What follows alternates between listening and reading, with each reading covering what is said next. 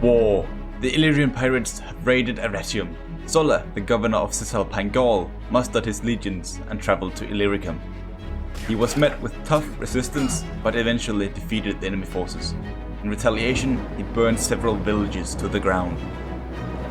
While this was going on, Luscinius, the governor of Epirus, had arrived from the south, alongside Pyrrhus and his Greek allies. Here, they would meet the Ardii in an all-or-nothing battle.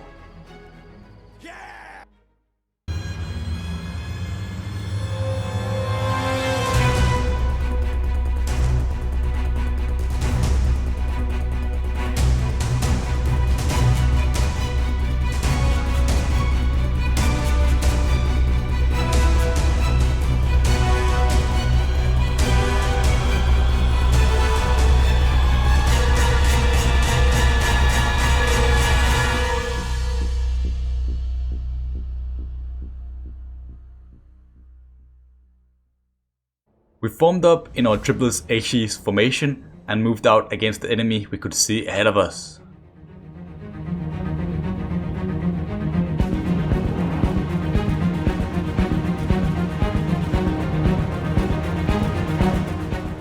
Luscinius spotted a cavalry unit to his right. He assumed it was a scout with an army nearby, so he turned his formation to face them, leaving his left flank vulnerable, the other army closing in.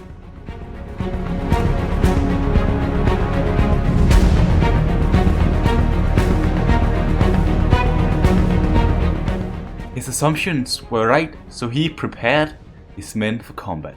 Pyrrhus was still a long way away from the imminent battle, meaning the Romans had to hold out. The Triarii would hold the left flank.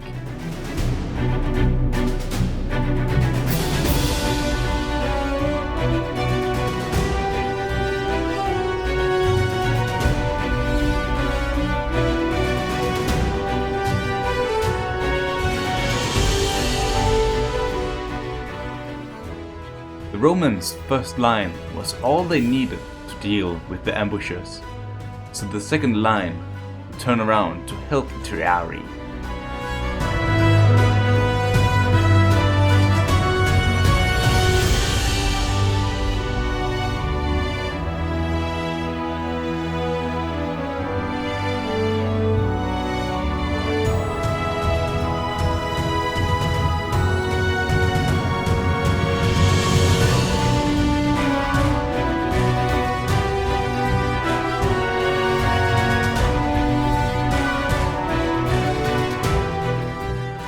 At this point in the battle, the Roman lines were spread incredibly thin, and due to them taking a lot of casualties, they pulled back to reform. The Illyrians pursued for a bit, but decided to focus on Pyrrhus and his army instead.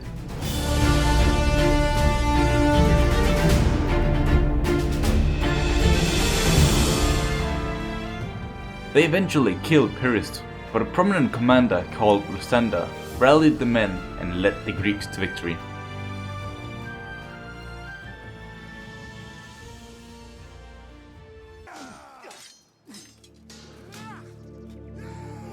It ended up being a close victory, but with the valor of Epirus, Luscinius came out victorious. From here on out, the Illyrian pirates never would be able to assemble a proper fighting force to resist Roman occupation. The Republic took control of all their ports, cutting them off from their source of power. They would stay as an independent kingdom, but as a client state of Rome. Now is probably a good time to give you a bit of context on what is going on in the world. At this very moment, Rome had 4 major concerning matters to attend to. Many, and I really mean many tribes, have been acting kind of strange as of late over in Iberia.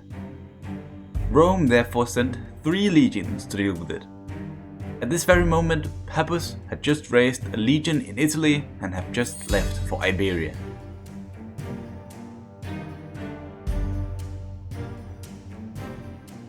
In Sicily, pirate ships were attacking our ports.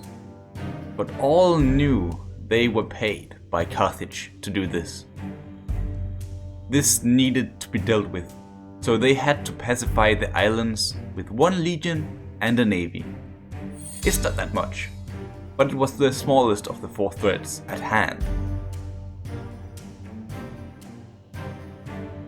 Rumors from north of the Alps told us about a strange group of people called the Iceni, traveling south towards Cisalpine Gaul. This was very bad. If Cisalpine was lost, Rome would be left vulnerable. But we did not know what their exact intent was just yet. Therefore, only a single legion was raised for the protection of the province. But the last threat, in Greece, was a bit more complicated than that. The Greek city-states were openly threatening to go to war. But why? Do you remember the treaty Rome made with Athens from chapter 1? Basically, if Rome took out Epirus, they would be friends for life. This did not happen. Instead, Rome let Epirus stay as a satrapy of the Republic, which completely violated the agreement. But nobody seemed to care at the time. Now, if Athens could convince Sparta or the Macedonians to join a coalition against Rome and Epirus, it would mean serious trouble. Luckily for Rome, Luscinius and Sulla had just finished their war in Illyria. They would therefore travel down to Apollonia, where their 2 legions hopefully would be able to intimidate the Greeks from moving against the Republic.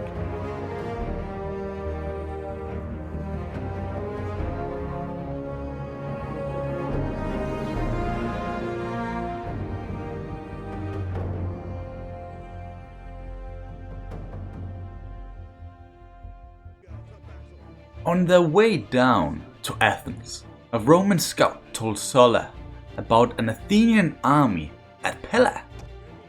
He suspected a possible attack, so he moved closer to see if he could get into striking distance of the army if they would attack us. Later that year, Luscinius told Sulla it would be unwise to go against someone who haven't even declared their intent just yet. But if they got rid of the Athenians, the instigators of all trouble in Greece, then maybe the others would fall in line. Fearing their 2 legions wasn't enough, they called upon the legion in Sicily to assist them. When he eventually got there, the Macedonians issued an ultimatum on Rome. They demanded Rome should hand over Imperian estate, or else they would attack. I'm a bit surprised it wasn't Athens to attack first, but I guess here we are. Although Luscinius wanted Athens dead, the ultimatum could not go unpunished. With 3 legions, Rome traveled to Pella. But Luscinius got sick during the battle and therefore had to return to his tent. Without him there, all 3 legions ended up suffering major casualties.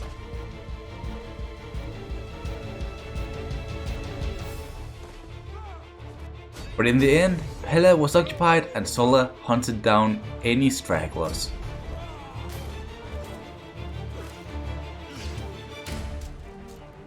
When Luscinius finally was back on his feet again, there began the construction of the first legionary barracks outside of Rome.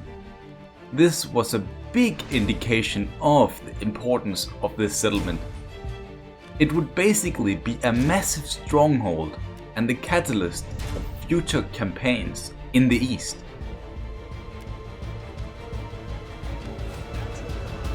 But they didn't get to celebrate their success. Luscinius was recalled to Rome, and then the whole world went into chaos. With the legion from Sicily gone, Carthage saw an opportunity and initiated an extremely large invasion of the island. There was really nothing the garrison could have done. Akragas was the first settlement to fall, with Panormus soon to follow. But not only that, Athens attacked our fleet, which also had arrived in Pella to assist in stabilizing the region. They retreated. No wonder Sicily was lost, to be honest. But back to Athens, who laid siege to Pella with one legion trapped inside the city and the other two unable to help. There was nothing for them to do but wait. Our fleet, on the other hand, made for Athens, where they would try to blockade the city, but to no success as Egypt decided to join in and lift the blockade. The navy luckily survived, but they were very outnumbered now. They eventually returned to Taris, so they would be able to fight back when they had gained a few more reinforcements. Back to Pella, where the Spartan general Arius found Sulla's encampment outside the city. Without the numbers to fight back, Sulla retreated, leaving the two other legions to their fate. They didn't stand a chance. Pella was lost within seconds, with Macedon being liberated. And just to make it a bit worse, Sulla returned to Illyria, where he was so furious with the Republic letting this happen. He therefore threatened to rebel and attack the Senate. Okay, wait. Let's just take a small step back here so we can all just see what's going on here, get the bigger picture. Carthage attacked Sicily and took control of Akragas and Panormus, with them closing in on Syracuse. With Rome bleeding, Athens and Sparta saved Macedon from Roman law, taking out 2 Roman legions in the process. But they were not alone. They were supported by Egypt, who dominated the Aegean Sea and routed the Roman navy. Sulla was threatening to rebel, which would take yet another army away from Rome. This means the only legion near Rome was the one who was keeping an eye on the Iceni, who were closing in on the north. I cannot express how bad the situation was. Something needed to be done. But what? And in what order? Luscinius, who was called back to Rome, got declared dictator until the crisis was over. He made the following plan. Sulla, he just needed to be bribed so he wouldn't really be a threat anymore after that was done. Greece, on the other hand, would temporarily be abandoned, with Epirus holding off any attacks from either Athens or Sparta for as long as they could. Luscinius would also send diplomats to the Iceni for a non-aggression pact. They only got a trade agreement out of it, but it was good enough for now. Luscinius himself would raise 2 new legions in Italy and begin his counterattack. But first, we need to visit Papus, who just finished his campaign in Hispania. He was on his way back to Scipio, but first he had to cross a bridge where the last Iberian army was holding guard. It was a heroic victory, and the last resistance of the region was extinguished. At his return down south, he learned of the appointment of Luscinius as dictator. He couldn't believe this. Surely this was all playing into his plans. He is slowly getting more power than any other in the Republic. And now, if Rome gets out of this crisis here, all the glory would go to Luscinius, which Papus certainly wasn't happy about.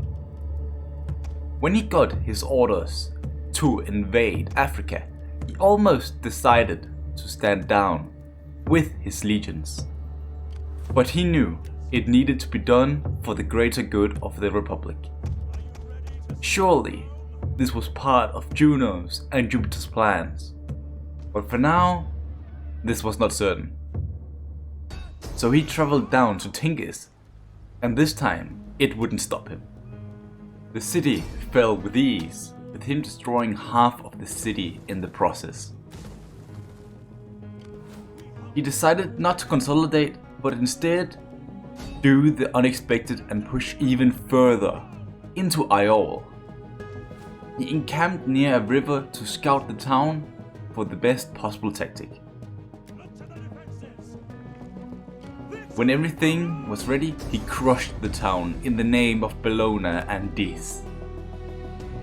This attack probably spooked Carthage, with them most likely expecting Tingis to hold firm while they were focusing all their power in Sicily.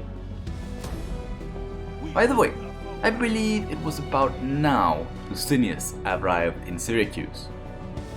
He hoped that by staying near one of the homes of Vulcan, the gods would be on his side in his quest for liberation. So he encamped at the bottom of the volcano, which accidentally also blocked off one of the Carthaginian armies to reinforce the attack on Syracuse. It turned out to be in vain, as they were fully capable of assaulting Syracuse without the aid of this second army.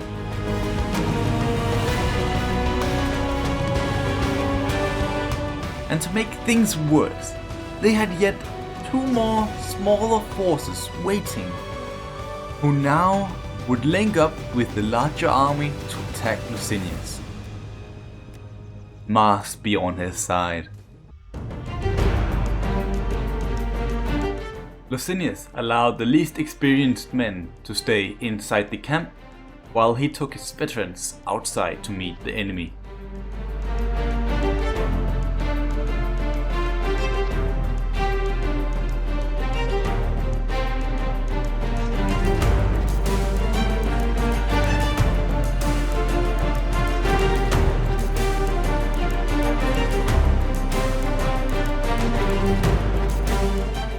It was at this point Luscinius realized the enemy had lured him outside the fortification. He had to be quick if they wouldn't be caught outside.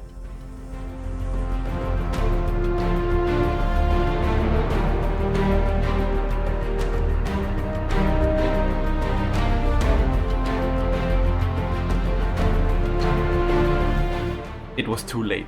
The enemy cavalry stormed into the Roman left flank, so Luscinius ordered his triarii to hurry over there to sort things out.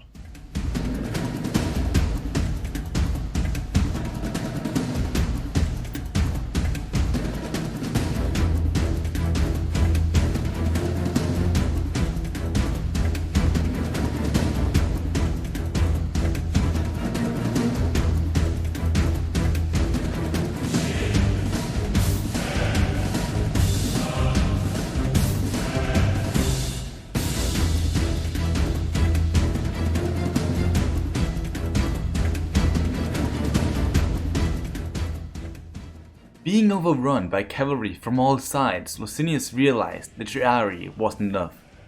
So he called upon reinforcements from the fortification to assist, but they had their own problems to deal with.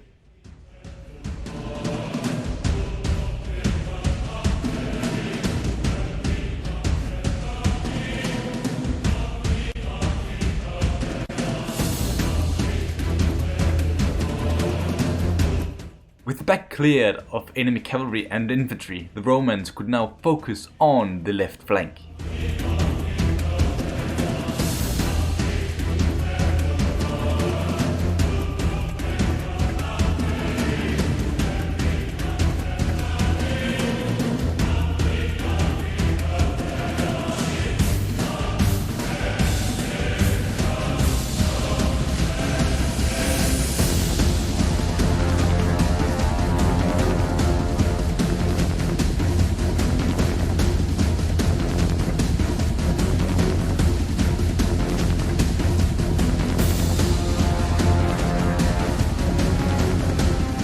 With the last units away from the fortification being destroyed, the men surrounded the ones who tried to get inside.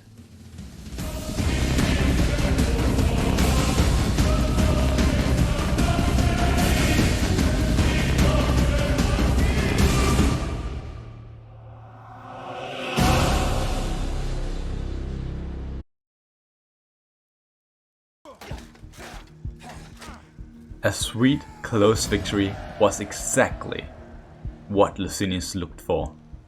He didn't have enough men to continue though, so he returned shortly back to Italy to replenish his army. In the meantime, Corsica was lost to the Carthaginian navy, a sad loss, but of course while they were away, Sicily was vulnerable and he couldn't let them continue making their painful strikes at Rome. But luckily, the second legion didn't get attacked earlier, meaning Luscinius just swapped armies and returned to Sicily. With the speed of Mercury, he liberated Syracuse. For the glory of Vulcan, he captured the iron forges in Akragas. And Panormus fell in the name of Hestia.